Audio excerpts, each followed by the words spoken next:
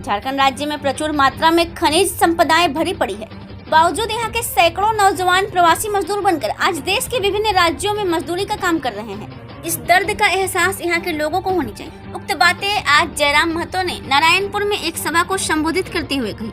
उन्होंने अपने खोरटा अंदाज में कहा कि झारखंड भाइयों की टीस और दर्द की दास्तां को बड़े ही सारगर्भित रूप से सुनाया। पूर्व निर्धारित कार्यक्रम के अनुसार झारखंडी भाषा खतियानी संघर्ष समिति के तहत बदलाव संकल्प महासभा का आयोजन नारायणपुर के डाक बंगला मैदान में किया गया।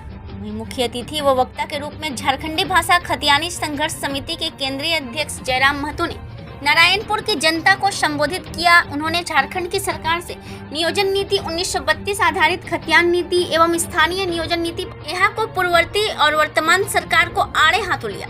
अपने अंदाज में संबोधित करते हुए कहा कि जब बिहार बिहारियों का, बंगाल बंगालियों का, तेलंगाना तेलंगाना निवासियों का, तो झारखंड झारखंडियों का क्यों नहीं। स्थानीय नीति और नियोजन नीति पर जमकर बरसते हुए कहा कि झारखंड राज्य की खनिज संपदा को सभी सरकारों ने बारी बारी से लूटा और राज्य की कोयला, अभ्रक, लोहा, तांबा, सोना को बाहरियों को बेच रही, जबकि यहाँ के लोगों को इन 23 सालों में अपना अधिकार तक नहीं। यह कैसा नियम और कैसा कानून है यहाँ का।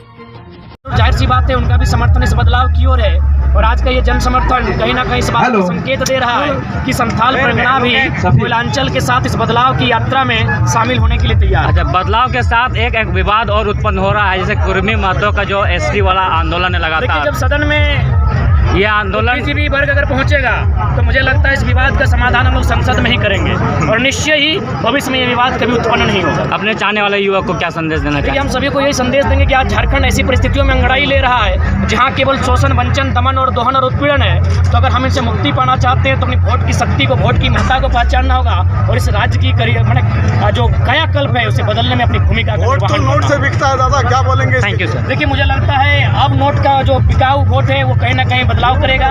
अब लोग हमें नोट भी देंगे, वोट भी देंगे और इसकी बदलाव की शुरुआत हो चुकी है।